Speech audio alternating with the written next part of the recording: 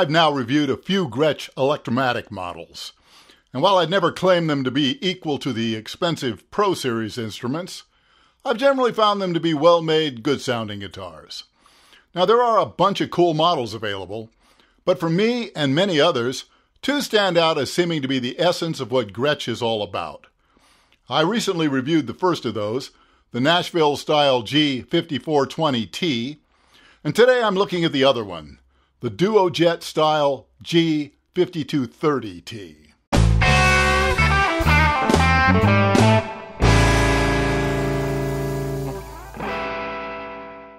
The Duo Jet has now been around for about 70 years. In fact, in the late 60s, my dad replaced his SG Les Paul with the Silver Jet variant.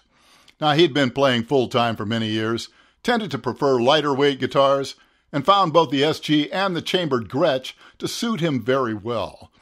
I was never into Gretsch guitars back then, being mainly a Fender kid, but I've come to appreciate them more as I've gotten older.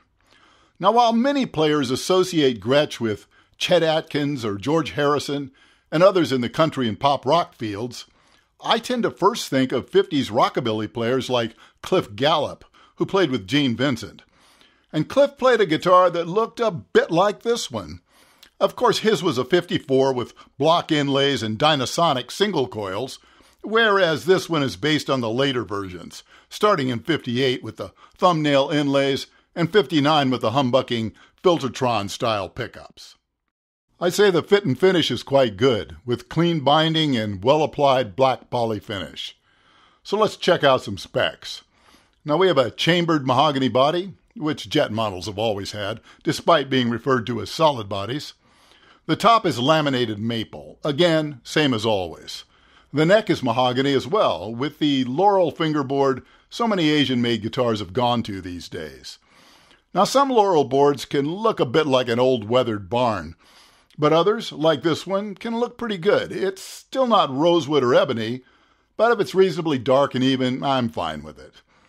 The neck profile is a fairly thin U-shape with the traditional Gretsch 24.6-inch scale length. Now, it has a 12-inch fingerboard radius and a 42.86 millimeter synthetic bone nut. Now, controls are the usual volume for each pickup and master tone, with a master volume and a three-way switch. Now, pickups are the black top Filtertrons. While not accurate to the originals, they do a reasonable job and sound fine, even though they wouldn't likely satisfy the vintage Gretsch enthusiast. So let's plug it in and see how it sounds.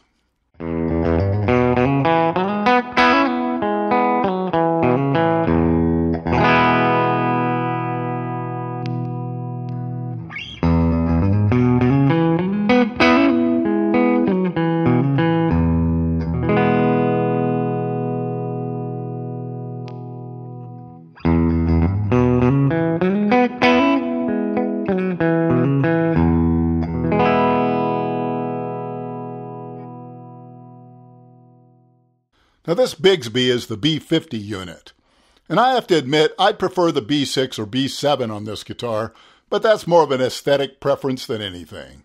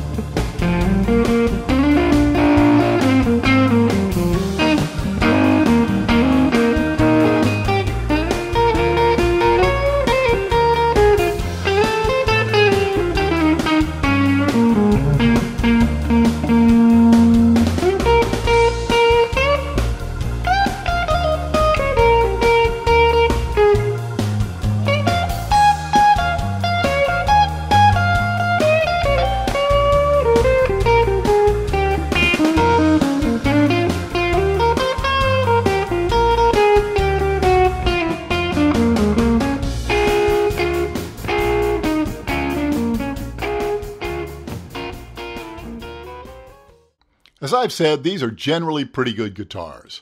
And if you don't want to spend big bucks on a Pro Series model, well, the Electromatic line is the next best thing. But this one came to me not really up to my standard of playability. Now, I gave it a good setup, short of any fretwork other than dressing the fret ends, and it's now certainly quite playable, but not silky smooth. With some fret leveling, recrowning, and polishing, I'm sure this would play as fantastically as just about any other. Now, this is not at all unusual. For example, I used to have to immediately take every Gibson and Fender into my guy for a full fret dressing to get them playing like they should.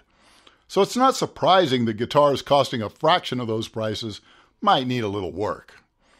Unless you're skilled at working on your own guitars, I do recommend buying from a dealer who will include at least a good setup in the price, or an easy return policy, since paying someone to get it in optimal shape can add significantly to the cost.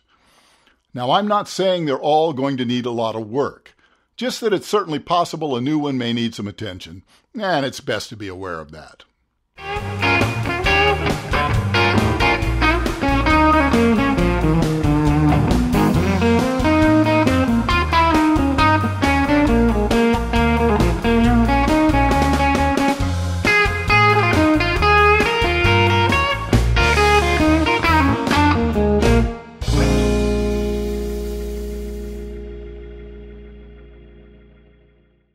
Well, thanks so much for watching.